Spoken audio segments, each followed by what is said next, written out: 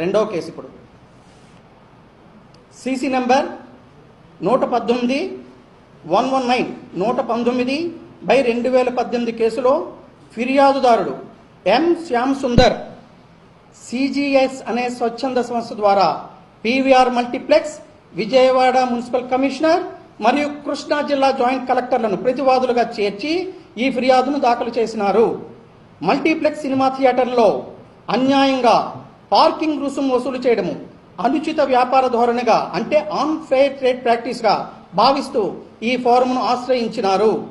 అయితే మొదటి ప్రతివాది అయిన పీవీఆర్ మల్టీప్లెక్స్ వారు దీనికి సమాధానంగా ఈ వివాదాన్ని స్వీకరించే అధికారం ఈ ఫోరంకు లేదని, మల్టీప్లెక్స్లోని సినిమా హాల్స్ నిర్వహణ మాత్రమే తాము చూస్తున్నామని, ఇతర ఉమ్మడి ప్రదేశాల్లో నిర్వహణ మాల్ అధికారులకు సంబంధించిన అంశమని, పార్కింగ్కు సంబంధించి తనకు ఫిర్యాదుదారుడికి ఎటువంటి ఒప్పందము లేదని, పార్కింగ్ నిర్వహణ మొత్తము రిపెల్స్ మాల్కు సంబంధించిన అంశమని, రిపెల్స్ మాల్ను పార్టీగా చూపించకపోవడం తీవ్రమైన లోపంగా భావించి ఫిర్యాదును కొట్టివేయమని మొదటి ప్రతివాది కోరడం జరిగింది.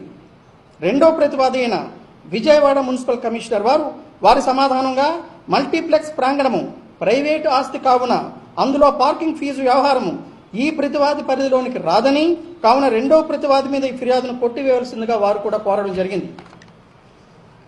మూడో ప్రతివాది అయిన కృష్ణా జిల్లా జాయింట్ కలెక్టర్ గారు హాజరు కాలేదు. ఈ కేసులో ఇరు పార్టీల వారు చెప్పిన అన్ని పాయింట్లు, రికార్డులో ఉన్న మెటీరియల్ డాక్యుమెంట్లు, పై కోర్టుల్లో ఇచ్చిన జడ్జిమెంట్లు పూర్తిగా విశదీకరించి పూర్వాపరాలు పరిశీలించి నేనిచ్చే ఈనాటి తీర్పు వినియోగదారుల చట్టం 1986లో సెక్షన్ 21Gలో నిర్వర్తింపబడిన సేవాలోపం అనే పదం పరిధిలోకి చట్టంలో మరియు నియమ నిబంధనలో ప్రస్తావించబడిన ప్రమాణాలను అమలుపరచకపోవడం సేవాలోపంగానే పరిగణించబడాలని, పార్కింగ్ సౌకర్యాన్ని తప్పనిసరిగా ఒక బాధ్యతగా కల్పించవలసిన విషయాన్ని మొదట ప్రతివాదికి ఉన్నట్లు ఎగ్జిబిట్ A6లో అనగా మల్టీప్లెక్స్ నిర్వహణ మరియు ప్రమాణాలకు సంబంధించిన ఆంధ్రప్రదేశ్ ప్రభుత్వం జారీ చేసిన జీవోలో పేజీ 13 మరియు క్లాజు 7.7 అనుబంధం 3.Gలో స్పష్టంగా చెప్పబడింది. గౌరవ ఏపీ హైకోర్టు వెలువరించిన తీర్పులో CH Madan Mohan and others versus municipal corporation of Hyderabad and వర్సెస్లో కూడా పార్కింగ్ సదుపాయాన్ని కల్పించవలసిన బాధ్యత వాణిజ్య సముదాయాల, ఆస్తి హక్కుదారుల మరియు అద్దెదారులపైన కూడా ఉంటుందన్న విషయాన్ని స్పష్టంగా చెప్పబడింది. తత్ఫలితంగా పార్కింగ్ను ఉచితంగా కల్పించవలసిన చట్టపరమైన బాధ్యత మొదటి ప్రతివాది అయిన పీవీఆర్ మల్టీప్లెక్స్ మాత్రమేనని ఫోరం దృఢమైన అభిప్రాయానికి వచ్చి ఈ క్రింది ఉత్తర్వులను, సూచనలను జారీ చేయడం జరిగింది.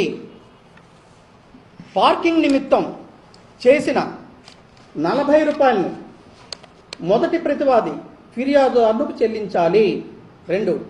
దీర్ఘకాలంగా మొదటి ప్రతివాది ఉచిత పార్కింగ్ను కల్పించకుండా అసంఖ్యాక సినిమా వీక్షకుల నుండి పార్కింగ్ రుసుమును వసూలు చేయడానికి ప్రధాన బాధ్యత వహిస్తూ రాష్ట్ర వినియోగదారుల సంక్షేమ నిధికి 5 లక్షల రూపాయలను పెనాల్టీగా చెల్లించవలసిందిగా ఆదేశించడమైనది.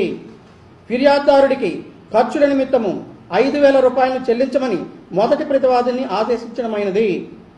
మొదటి ప్రతివాది ఈ ఆర్డర్ అమలు తేదీ నుంచి సినీ గోయర్స్కి తప్పనిసరిగా ఉచిత పార్కింగ్ సౌకర్యమును ఏర్పాటు చేయాలని ఆదేశించడమైనది. సూచన: రిపెల్ మాల్, మిగతా మాల్స్, వేరే మల్టీప్లెక్స్లు లాంటివి ఈ కేసులో ప్రతివాదులు కానప్పటికీ ఈ కేసులో ఉదహరించిన గౌరవ హైకోర్టు ఉత్తర్వులలోని నిబంధనలను వర్తించే అందరూ ఉచిత పార్కింగ్ సౌకర్యాన్ని కల్పించే బాధ్యతను 2-3 ప్రతివాదులైన విజయవాడ మున్సిపల్ కమిషనర్ మరియు కృష్ణా జిల్లా జాయింట్ కలెక్టర్లు తీసుకోవాల్సిందిగా సూచించడమైనది. Thank you very much. Thank you one and all.